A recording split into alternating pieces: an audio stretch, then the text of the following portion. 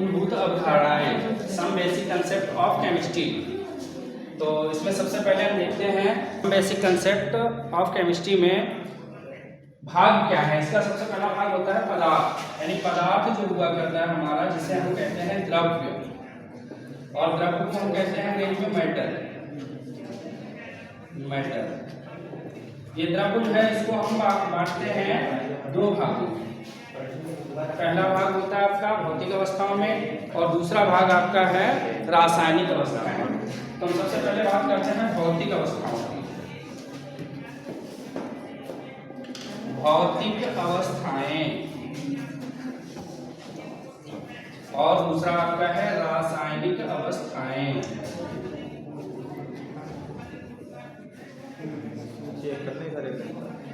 भौतिक अवस्थाओं के भाग हो जाते हैं हमारे तीन: ठोस, द्रव और गैस। तीन भाग हो गए हमारे कौन कौन से? ठोस, द्रव और गैस। इसमें ठोस को सॉलिड, द्रव को लिक्विड और गैस, इस तरीके से इसको विभाजित करते हैं। अब हम बात करते हैं ठोस, द्रव और गैस के संगठन के आधार पर। इनके संगठन के आधार पर इनको हम कैसे पहचान सकते हैं, कैसे जान सकते हैं। तो सबसे पहले हम बात करेंगे ठोस, द्रव, गैस की, जिसमें ठोस ले लेते हैं एक जगह पर, द्रव और गैस। अब हम बात करते हैं इनमें अंतरा आणविक दूरी की। अंतरा आणविक दूरी, अंतरा आणविक दूरी। सबसे पहले हम ठोस की बात करेंगे तो ठोस की संरचना के आधार पर हम देख पाएंगे जो हमारे ठोस के अणु हुआ करते हैं वो बिल्कुल पास पास होते हैं, एक दूसरे से चिपके हुए होते हैं।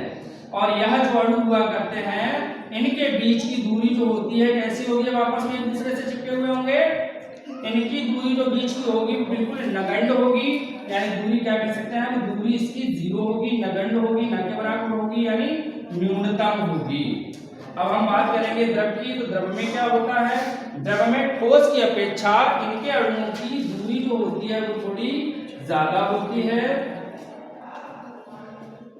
इस तरीके से तो इनके बीच की दूरी होगी वो ज्यादा होगी थोड़ी सी। और बात करेंगे गैस की, हमसे ऐसे भी डिपेंड कर सकते हैं कि ठोसों से अधिक तथा, अब गैसों की बात करेंगे, गैसों में एक अणु से दूसरे अणु के बीच की दूरी बहुत ज्यादा होती है। तो हम बात करेंगे ठोसों से अधिक तथा गैसों से कम। इनके बीच की दूरी ठोसों से अधिक तथा गैसों से कम हुआ करती है, और गैसों की निम्नतम होती है, सबसे कम होती है। गैसों की सबसे अधिक होती है, यानी उच्चतम। गैसों की अंतरा आणविक दूरी अगर बात करेंगे तो कैसी होती है? उच्चतम हुआ करती है। अब हम बात कर लेते हैं अंतरा आणविक बल की। अंतरा आणविक बल, अंतरा आणविक बल की बात जब हम करते हैं तो हमें सबसे पहले ये याद रखना चाहिए होता है कि जो हमारा किन्हीं दो पिंडों के बीच में बल लगता है, किन्हीं दो अणुओं के बीच में बल लगता है, तो उसे डिपेंड करते हैं F is proportional m1 m2। क्या मतलब हुआ इसका?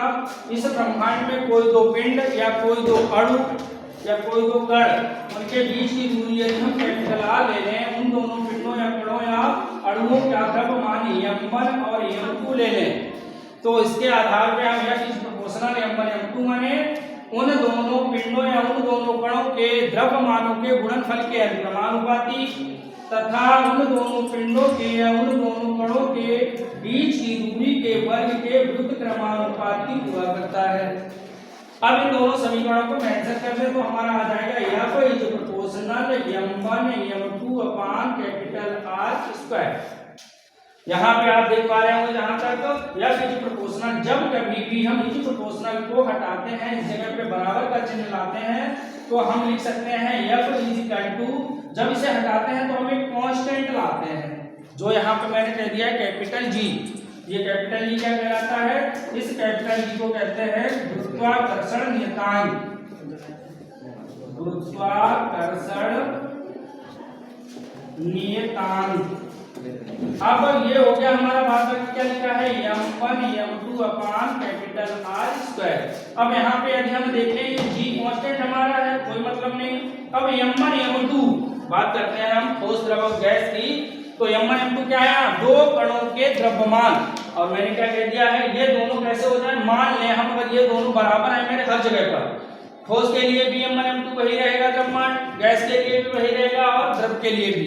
तीनों कंडीशनों में यदि m1 m2 को हम एक कांस्टेंट मान लें, एक नियत मान लें, तो हमने मान लिया m1 m2 1, एक नियत मान लिया, तो हमारा सूत्र क्या बन गया? F 1 अपान कैपिटल R स्क्वायर। R क्या है? R हमारे दो अणुओं, दो कणों के बीच की दूरी है।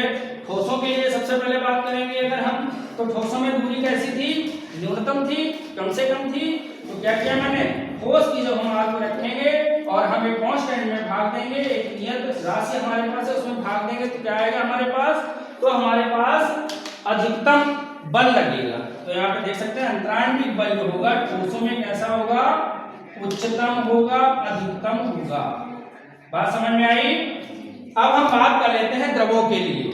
द्रवों में क्या होता है? आप देख पा रहे होंगे, जहां तक दूरी की बात की थी मैंने, अंतराण्विक दूरी की ठोसों में सबसे कम दूरी होती है, तो इसमें आणविक बल जो होगा वो सबसे अधिक होगा, उच्चतम होगा। इसके बाद द्रव की बात की थी तो ठोसों से अधिक थी दूरी, ठोसों से अधिक दूरी अणुओं के बीच में द्रव की थी। तो द्रव की जब दो अणुओं के बीच की दूरी रखेंगे तो कैसा हो जाएगा? R जो हमारा है वो बढ़ जाएगा। जब R बढ़ेगा इसका मतलब F कम होगा, क्योंकि हम भाग तो उसी में दे रहे हैं जो हमने एक नियत ले लिया था m1 m2 को। जब हमने नियत ले लिया था उसी में भाग मैंने दिया था कम दूरी का, तो हमारा मैक्सिमम रिजल्ट आया था। अब क्या कर रहे हैं हम? उसी में थोड़ा सा R जो हमारा बढ़ गया है, द्रव में पहुंच गया है, द्रव में तो हमारा R बढ़ गया है। अब R बढ़ने के नाते जब हम बढ़ गया है तो उसी में भाग देंगे तो कैसा आएगा? कम आएगा। इससे ठोस की अपेक्षा द्रव की जो अंतराण्विक बल होता है वो कैसा होगा? कम। ठोस से कम तथा। अब बात कर लेते हैं हम गैस की। गैस में आप देख पा रहे हो बहुत अधिक है। यदि हम R को और बढ़ा दें, गैसों के दो अणुओं के बीच की दूरी को और बढ़ा दिया गया है। जब हम गैसों के अणुओं के बीच की दूरी को और बढ़ा देंगे तो R हमारा बढ़ जाएगा, R और बढ़ेगा तो F हमारा और कम होगा। तो यहाँ पे हम लिख सकते हैं न्यूनतम। न्यूनतम माने कम, सबसे कम। अब ये सबसे कम है, ये उच्चतम सबसे अधिक है, तो ये क्या हो जाएगा? ठोस से कम तथा गैस से अधिक। अंतराण्विक बल क्या हो गया हमारे पास? ठोस में सबसे अधिक होगा, द्रव में ठोस से कम होगा लेकिन गैस से अधिक होगा। ठोस से कम तथा गैस से अधिक। और इसमें क्या होगा? न्यूनतम हो जाएगा। अब हमारे पास दो चीजें हो गई हैं, कौन कौन सी? अंतराण्विक दूरी और अंतराण्विक बल। अब हम बात कर लेते हैं इसके आकार का। बात करते हैं आकार का। तो आकार में ठोस का आकार देखते हैं तो ये संगठन के आधार पे ये क्या करते हैं? एक दूसरे अणु चिपके हुए रहते हैं। जब अणु चिपके हुए रहते हैं तो इनको आसानी से इनका आकार को परिवर्तित नहीं कर सकते हैं, बदल नहीं सकते हैं। जैसे कोई ठोस चीज लेने मार्कर लिए हुए, मार्कर को अगर हम आपस में आकार को बदलना चाहे तो इसको प्रेशर देंगे, प्रेशर से क्या होगा? इसका आकार बदलेगा नहीं बल्कि क्या हो जाएगा? टूट जाएगा। इस प्रकार से ठोस जो हुआ करते हैं, ठोस का आकार कैसा होता है? निश्चित होता है। ठोस का आकार निश्चित होता है। अच्छा, द्रव की बात करते हैं। द्रव का आकार कैसा होता है? निश्चित। कैसे निश्चित होता है? अगर हमने द्रव को किसी बर्तन में रख लिया है तो उसका आकार क्या है? उस बर्तन के आकार का हो जाएगा। अगर दूसरे बर्तन में ले गए तो उस बर्तन का आकार का हो जाएगा, लेकिन क्या होगा? आकार निश्चित ही रहेगा, सॉरी अनिश्चित। उसका आकार चेंज हो रहा तो क्या हो जाएगा? अनिश्चित हो जाएगा। इसी प्रकार से गैस को अगर आप ले आते हैं और कमरे में छोड़ दें गैस को किसी छोटे से डब्बे में भर के लाओ, धुआं को भर लीजिए, धुआं को भर के लाओ रूम में, छोड़ दिया उस धुएं को, तो क्या होगा, पूरे रूम में वह फैल जाएगा, पूरे रूम में फैल जाता है, तो पूरे रूम में फैल जाएगा, तो इसे क्या कहेंगे हम, अनिश्चित। तो जो हमारा गैस का आकार होगा वो भी कैसा होगा, अनिश्चित होगा। अब हम बात कर लेते हैं आयतन की, अब हम बात कर लेते हैं आयतन की। तो ठोस का आयतन जो होगा, ठोस का आयतन जो होगा वो कैसा होगा, निश्चित होगा। ठोस का आयतन निश्चित होगा क्योंकि उसके अणु इधर उधर गति नहीं कर सकते हैं, वो एक साथ चिपके हुए रहते हैं, इसलिए ठोस का आयतन निश्चित होगा। और द्रव का आयतन क्या होगा, द्रव का आयतन भी निश्चित होगा। क्यों निश्चित होगा, उसमें वॉल्यूम, वॉल्यूम माने आयतन माने क्या होता है, जितनी वह जगह घेरता है, जितनी जगह घेरता है उसे हम आयतन कहते हैं। तो इस प्रकार से द्रव का आयतन जो होगा वो भी कैसा होगा, निश्चित होगा। अब हम बात कर लेते हैं गैस की। गैस का आयतन जैसा कि बताया था, जैसे ही हम उसे फ्री करते हैं, छोड़ते हैं, तो क्या करता है, वो चारों तरफ फैलने लगती है, तो इसका जो आयतन होगा वो अनिश्चित होगा। यानी ठोस का आयतन निश्चित होगा, द्रव का आयतन भी निश्चित होगा और गैस का आयतन अनिश्चित होगा। दोबारा से समझ लें, अंतराण्विक दूरी क्या होती है, अंतराण्विक दूरी होती है दो अणुओं के बीच की दूरी। ठोसों में दो अणुओं के बीच की दूरी कम से कम होती है, न्यूनतम होती है। द्रवों में दो अणुओं के बीच की दूरी ठोसों से अधिक होती है और द्रवों से, गैसों से कम होती है। और गैसों में यह अंतराण्विक दूरी अधिक होती है, सबसे ज्यादा होती है। अंतराण्विक बल की बात करेंगे तो ये क्या होता है, अंतराण्विक दूरी के व्युत्क्रमानुपात, यानी उल्टा होता है। कैसे उल्टा होता है, यदि हम दूरी को कम करते चले जाएंगे तो हमारा बल जो है, अंतराण्विक बल है, वो बढ़ता चला जाएगा। तो जैसे आप देख रहे हैं, ठोस में दूरी न्यूनतम है तो इसमें अंतराण्विक बल अधिक लग रहा है, उच्चतम लग रहा है। द्रवों में इनके बीच की दूरी, दो अणुओं के बीच की दूरी अधिक है तो इसमें ठोस से कम है अंतराण्विक बल और गैस से अधिक है। गैस से अधिक क्यों है, क्योंकि गैस में अंतराण्विक दूरी जो है वो सबसे अधिक है, उच्चतम है, इसलिए उसका सबसे कम बल लगेगा। अब बात करेंगे हम आकार की। तो ठोस का आकार निश्चित होता है क्योंकि वह संघटन के आधार पर उनके अणु जो है वो एक दूसरे से चिपके हुए रहते हैं, उनके अणुओं के बीच में कोई ज्यादा दूरी नहीं हुआ करती है। और द्रव में क्या होता है, द्रव में अनिश्चित होता है, द्रव में आकार जो है अनिश्चित होता है। जैसे हम जिस बर्तन में रखेंगे वो उसी का आकार ले लेगा, इसलिए क्या हो गया, अनिश्चित हो गया। अब बात कर लेते हैं हम गैस की। गैस में क्या करते हैं, गैस में धुआं भर के, धुआं गैस है ना, धुआं भर के लाए किसी डब्बे में, लाके मैंने छोड़ दिया इस रूम में, तो पूरे रूम में फैल जाएगा। तो ये क्या कर रहा है, इसका जो आकार है वो अनिश्चित है। अब बात कर लेते हैं आयतन की। आयतन में क्या होगा, ठोस जो हमारा है इसका आयतन निश्चित होता है क्योंकि एक दूसरे से चिपके हुए होते हैं। द्रव का आयतन भी निश्चित होता है क्योंकि आयतन उसे कहते हैं जो वह अपने शेप में रहता है, अपनी जगह को घेरता है, जितनी जगह को घेरता है उसे हम आयतन कह देते हैं। तो आयतन द्रव का भी उतना ही रहता है। ऐसा तो नहीं हो सकता है कि यदि आधा लीटर पानी को हम बोतल में भरें और उसी पानी को हम किसी भगोने में डाल दें, तो ऐसा हो सकता है कि भगोने में आधा लीटर का 1 लीटर हो जाए, नहीं होगा ना, आधा लीटर ही रहेगा, उतना ही आयतन घेरेगा। इसलिए क्या होगा, द्रव का आयतन भी निश्चित होगा। और गैस को बता ही दिया है, वो पूरे एटमॉस्फेयर में जहां कहीं भी रहते हैं वहां पूरी चारों तरफ फैल जाती है, इसलिए उसका आयतन जो होगा वो अनिश्चित होगा। अब हम बात कर लेते हैं शुद्ध पदार्थ की बात, भौतिक अवस्थाओं की बात हो रही थी, अब हम बात कर लेते हैं रासायनिक अवस्थाओं की। रासायनिक अवस्थाओं में क्या है,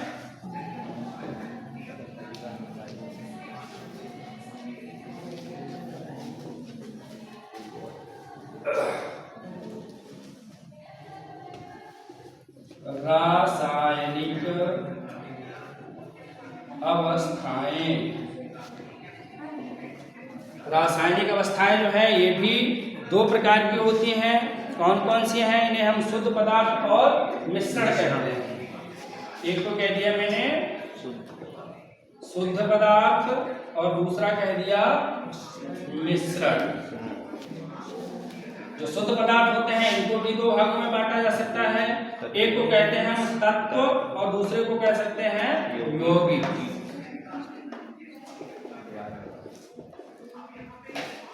अब शुद्ध पदार्थ क्या है? एक से ही परमाणुओं से मिलकर बने हुए पदार्थों को शुद्ध पदार्थ कहते हैं। एक से ही परमाणुओं से मिलकर। अब हम बात करें तत्व क्या होता है? तत्व माने है एक से ही परमाणु हों और वो आपस में मिले हों तो उन्हें क्या कह देंगे? तत्व। जैसे फॉर एग्जाम्पल में आप ले लें हाइड्रोजन, ऑक्सीजन, ब्रोमीन, क्लोरीन, इसी कुछ भी ले सकते हैं। तो इसमें यदि हमने हाइड्रोजन खाली लिख दिया है और हमने H2 यानी हाइड्रोजन के दो अणु लिख दिए हैं तो इसमें क्या होगा? ये तत्व है या नहीं है? यानी जो हमारे पास हाइड्रोजन, ऑक्सीजन और ब्रोमीन, क्लोरीन दी गई है इसमें मैंने क्या कर दिया? दो अणुओं को जोड़ दिया है। तो ये हमारे पास जो है ये तत्व है या नहीं है? ये भी तत्व है। कैसे? हमने आपको इसकी परिभाषा बताई थी, एक से ही परमाणुओं को जोड़ के बनाया जाए।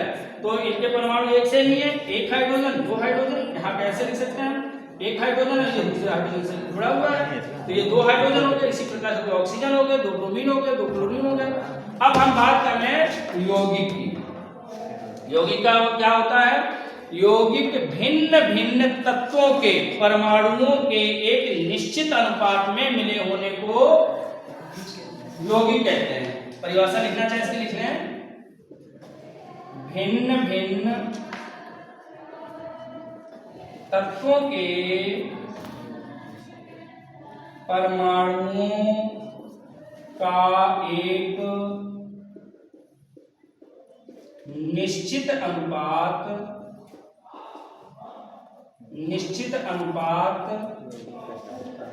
यौगिक कहलाता है। निश्चित अनुपात यौगिक कहलाता है। जैसे बात अगर करने हम H2O, क्या है ये? जल है। H2O जल है तो ये कैसे जुड़ा हुआ है? हाइड्रोजन। अगर अनुपात में देखेंगे हाइड्रोजन और ऑक्सीजन को तो हाइड्रोजन के दो अणु हैं हमारे पास और ऑक्सीजन का एक अणु है। तो ये कैसा हो गया? 2:1 के अनुपात में जुड़ा है। अब इसको चाहे आप नाली का पानी लेके आओ, चाहे पाकिस्तान से पानी लाओ, चाहे नदी से लाओ, चाहे गंगा जी से लाओ, कहीं से भी पानी लाएंगे इसका अनुपात यही रहेगा। अगर आपने यह पानी की संरचना को, इस अनुपात को बदलना चाहा तो क्या होगा? हमारा जल बनेगा ही, है ना? तो क्या है? यह हाइड्रोजन और ऑक्सीजन का अनुपात हमेशा 2:1 ही रहेगा। बात करते हैं मिश्रण की। मिश्रण दो प्रकार के होते हैं, वो इस तरीके से समझ लेंगे हम। मिश्रण जो है वो दो प्रकार के हैं। एक को हम कह सकते हैं समांगी मिश्रण और दूसरा है विषमांगी मिश्रण।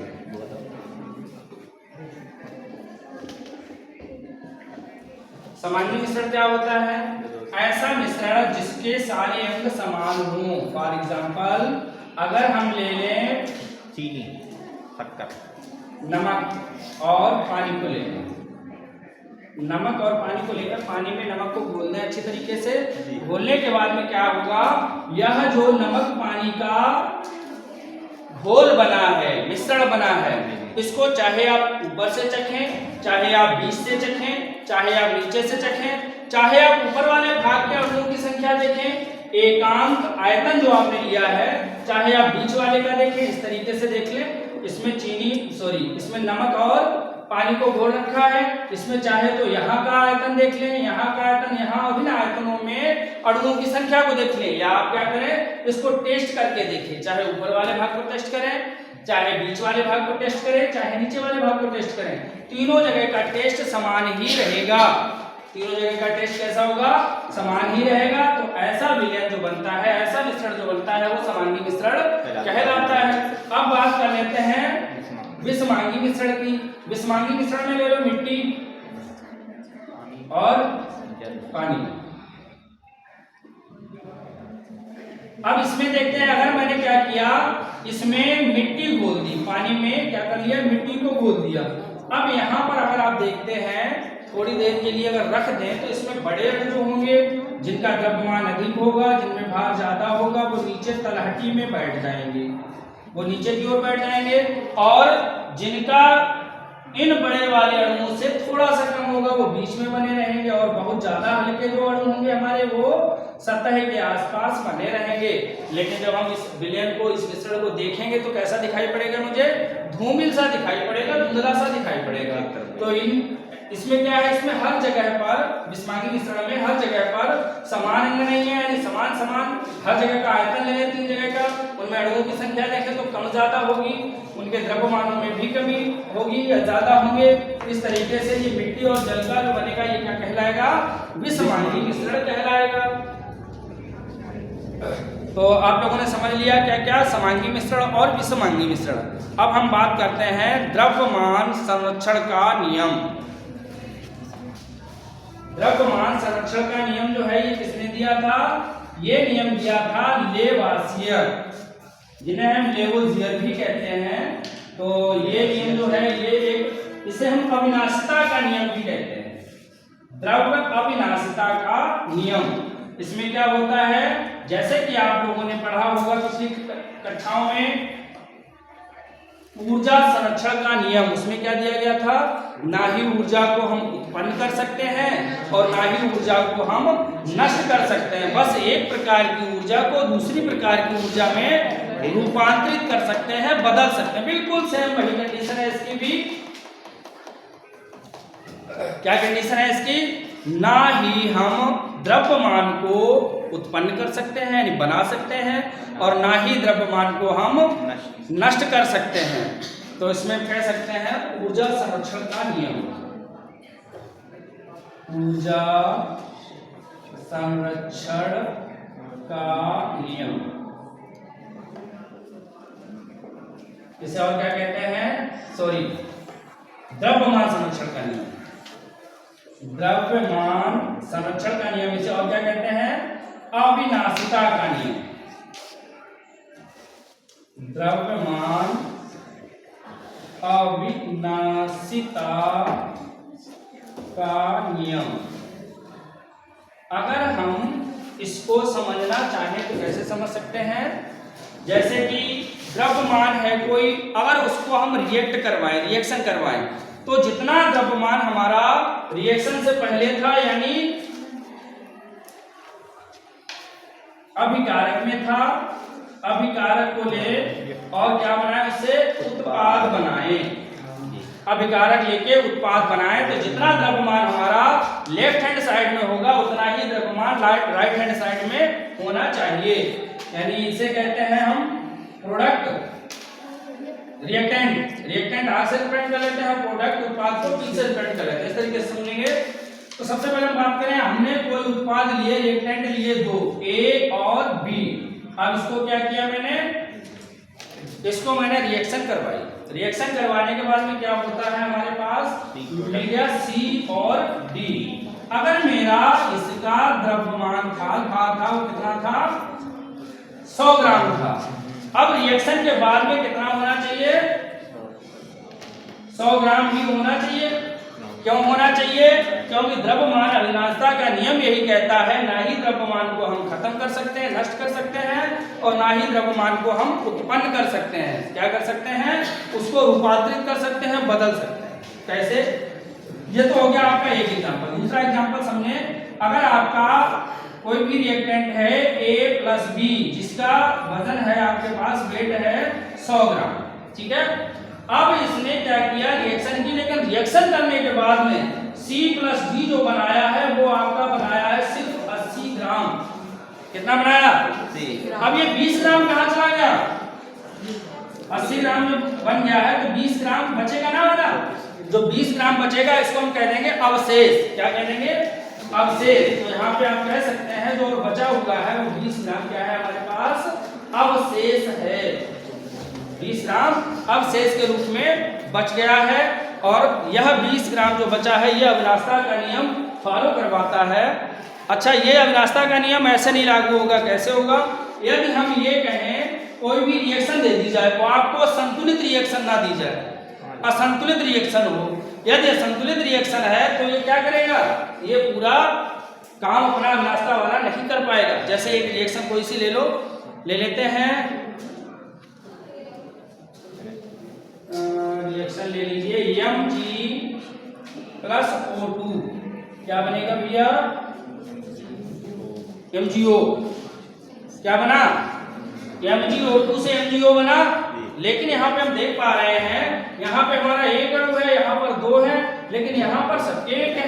क्या करेंगे इसके लिए हम, इसके लिए इसको पहले हम संतुलित करेंगे। संतुलित कैसे होगी हमारे पास, संतुलित करने के लिए यहाँ पर 2 करते हैं और 2 Mg के परमाणु हो जाएंगे। अब हम क्या करें, देखो 2 Mg के हो गए और 2 ऑक्सीजन के भी हो गए।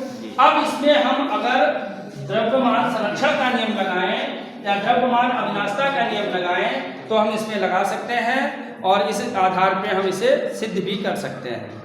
यह नियम वैसे लेवाजियर ने दिया था और इसका जो परिवर्तन किया था, इसमें जो परीक्षण किए गए थे वो लैंडोल्ड ने किया था। किसने किया था, इस नियम को दिया था किसने, लेवोजियर। इनको हम लेवोजियर भी कहते हैं, लेवासिए भी कहते हैं, लेवासिए। और इनको दिया किसने था, इनका परीक्षण किसने किया था, लैंडोल्ड। लैंडोल्ड ने इसका परीक्षण किया था। इसकी परिभाषा लिखना चाहे तो कैसे लिखेंगे, किसी भी रासायनिक या भौतिक समीकरण में, किसी भी रासायनिक या भौतिक समीकरण में द्रव्यमान को ना तो उत्पन्न किया जा सकता है और ना ही नष्ट किया जा सकता है।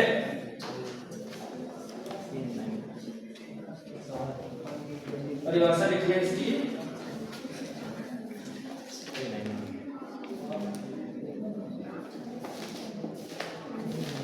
किसी भी भौतिक या रासायनिक अभिक्रिया से द्रव्यमान को न तो नष्ट किया जा सकता है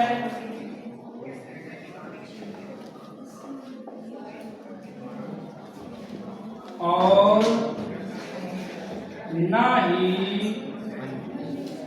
उत्पन्न किया जा सकता है।